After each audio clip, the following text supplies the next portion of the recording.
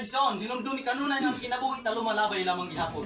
Parehas ra sung kabtangan lumalabay. Paligsoon bulahan ikaw nga manangalagad ikaw sa atong buhi nga Dios. Amen. Bulahan ikaw Igsoon.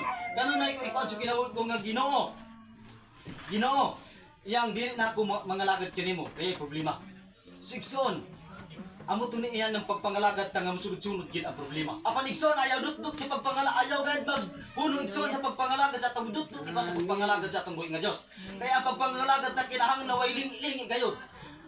No pastor ta mabuhi kamo mamatay dawas sa naa kamo sa atong buhi nga Dios. Makita ta doon sa sipon kuba, makita tang grabe na aksidente. Apan Igsoon bulahan ikaw mamatay basta na ikaw sa atong buhi nga Dios. Mamay nang klaro ka istorya bulahan ikaw nga namatay na kay Nancy na ikaw sa atong buhi nga Dios. Pagkagwapo na unang Igsoon, ayaw kawili sa magkabtangan nining kalibutan.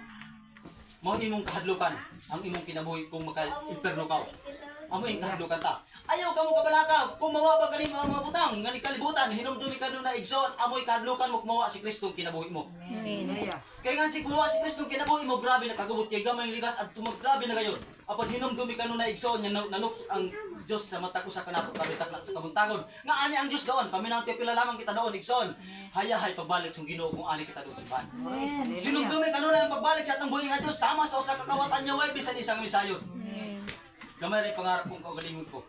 Bay pa namo. Ani ang Diyos Igsoon. Patyaho ng anak ko. Ani kinang Diyos. Igsoon ang pangarap ko.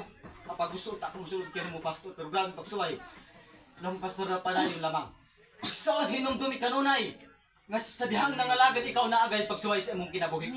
Apan Igsoon ayaw undang sa pagpangalagad. Hinumdumi kanunay. Ayaw undang sa pagpangalagad. Kaya nga naman. Ang atong kinabuhi dili lima kung dili isa lamang. Amo yan basihan na ta doon nga durong nga matay nga white kasiguruhan. Laong bahangan ni mga tinon ni Jesus nga muli pa sa tubay nga mulubong puno siya ang amahan niya. Pasagdi ang minatay mulubong.